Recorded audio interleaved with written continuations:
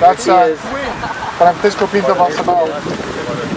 I think that's the Queen. It's the Queen. Oh my God, you can't kiss her here. You see her? Yes. Oh my God. The Queen of Holland. What usually happens, the Secret Service guys who are protecting the Bilderberg delegates, the staff, the cooks, the chefs, when they actually get to see and to hear what some of these nasty people are talking about, they're the first ones to look for us and the first ones to make sure that we get the information from the meeting. We're very rigorous with information that does come out. We double, triple, and quadruple confirm the sources, make sure that all the information checks out. A lot of the stuff, the Bilderbergers have planted information, make sure that this disinformation nullifies the accuracy of the reporting, which is why we never publish the first thing we hear.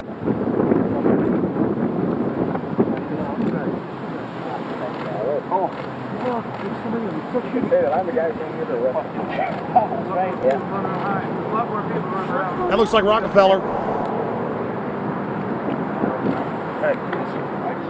The decisions that these people take, again, they're not only decisions affect business community, they affect politics, business, environment, across the entire spectrum. And these decisions are made and taken by a very elite group of people behind closed doors this year at the Brook Street Hotel. We are not privy to these decisions, we're not allowed to know what they're talking about, but we'll definitely feel the consequences of these decisions over the next 12 months when events which apparently by accident seem to happen, in fact have been planned right here this year at Brook Street Hotel between 8th and 11th of June. What does it do when you get 120 of the most powerful people in the world getting together to have meetings with government officials? I mean, that's amazing. Well, it is what I mean is that they're planning the corporate agenda. They're not planning the democratic human journey agenda, in my opinion. Mussolini had a definition is when the interests of the corporation take completely over from all other interests, and that's fascism. He said it should probably be called corporatism. Well, call it corporatism, call it fascism, call it neo-lib, neocon. There's a whole variety of political words, depending on which side of the stripe you come from, to start with, which describes the thing. But what they are describing is the complete end of democracy, the end of what matters to people, the end of what happens to the human journey. And for that reason, I think this is revolting.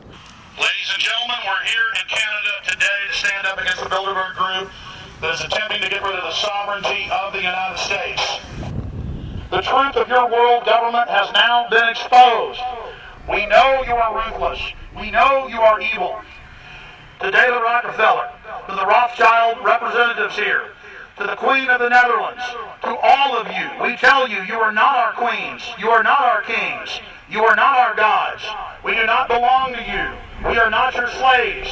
We stand as free humans, have stood since the beginning of time against the strong men, against the thugs, against the bullies. We will defeat your world government. We will defeat world taxation. We will defeat your control grid. God is on our side. I stand before the creator of the universe, and I ask the creator of the universe, as our founding fathers did in 1776, to lead, guide, and direct us, and to give us the power and the foresight and the understanding and the will to stand against your entire agenda, including your final plan of world population reduction of 80% that Henry Kissenger penned in 1973. Why do you put mercury in the vaccines?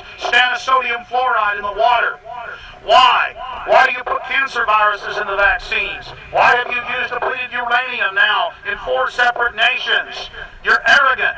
You have the sickness that elites have had throughout history in their literal and, in some cases, figurative ivory towers. You believe that you're invincible. You will and you are failing now. Your New World Order will fall. Humanity will defeat you. The answer to 1984 is 1776.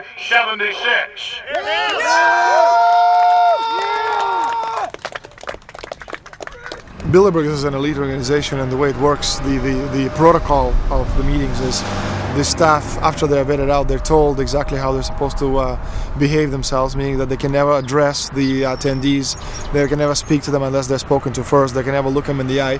They have to approach them from the right side, the people who are right-handed, and from the left side, the people who are left-handed.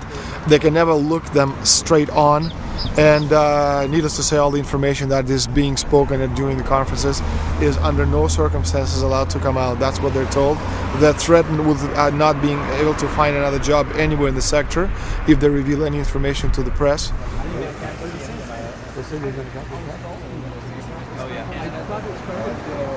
Richard Holbrooke?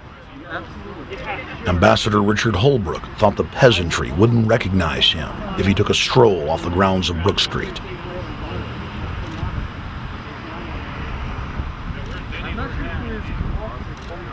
Holbrooke cackled when I told him that we were not his slaves. Holbrooke, we're not your slaves, Holbrooke. We're not your slaves.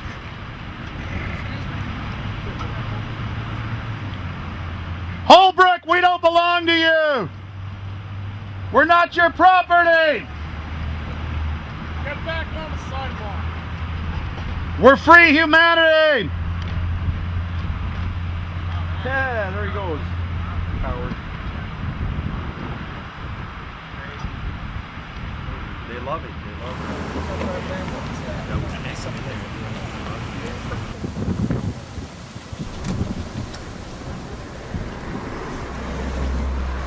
Okay, we're going to be going around the back here, guys.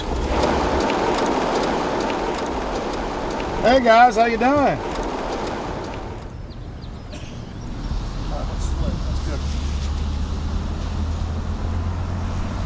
There are several rings of security service. The American delegation at every Bilderberg meeting is usually protected by the CIA and a special division of the US Army. The British delegation is protected by the MI6. Israelis usually are protected by the Mossad. The Ottawa police, in this case, working for the security, they have very little, actually they don't have any information at all on what the meeting is about. They didn't know who the Bilderbergs are. Then there's an elite private firm protecting the perimeter, doing all the dirty work, such as shooing off the photographers and bothering the protesters. But you know, that's like piddly stuff. All the heavy stuff is done by the security service, such as the CIA, MI6. Some years ago, my legs were a little bit stronger than they are now, and I'd crept over a fence under cover of darkness and approached. The cops started yelling and pointing at me, so I ran with speed I didn't know I still had, and some shots were fired, but they were far above my head. I mean, they were intimidating, but they were not really trying to kill me. Not when sharpshooters are fired far above, 20 feet above your head. Bilderberg was founded by David Rockefeller and the Rothschilds of Britain and Europe. They're still the main powers.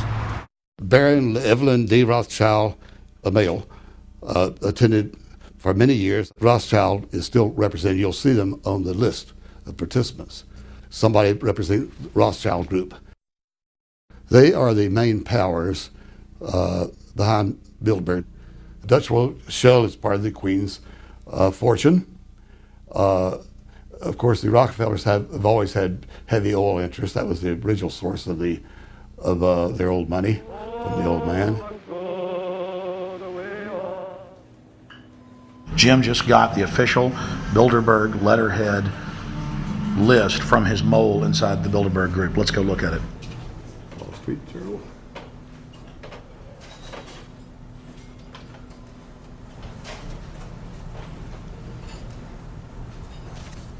So Jim, you got the list. Yeah. Did we identify Wolfowitz as being here because he's not on the list? No, we positively identified Wolfenson. Yeah, he's on the list. Yeah, there's Wolfenson right there, James Yep. Wolfenson. But aren't there always people who aren't listed? Yep. Over the years, we've identified like sometimes one, sometimes three people who are not on their own list who have attended. Now, I think what is very difficult for most people to understand is how such a small group of 125 men and a few women control a population base of 6 billion people. Actually, it's much easier than you think. These people work on what I call systemic methodology. meaning that you take a pie, just imagine you take an apple pie and you slice this apple pie into lots of very small pieces, and you put in front of each one of these pieces your man or woman of trust, and by controlling this individual you control an entire organization. For example, if you take Paul Wolfowitz, who runs the World Bank, through him you can control the entire organization. You don't need to control what the dishwasher or the toilet cleaner thinks or does or believes in. You just need to control what he does and what he believes in, and what he does will permeate the entire organization, and that's how you control, with very, very small power base, an entire global population of 6 billion people. Bilderberg is making great progress toward a world government. They have created a superstate in Europe called the European Union. They are intent on creating a Western Hemisphere Union called the American Union. NAFTA is to be expanded into every country in this hemisphere. As NAFTA expands, it will take on the role of the American Union. And only an educated, informed public can stop them in their tracks.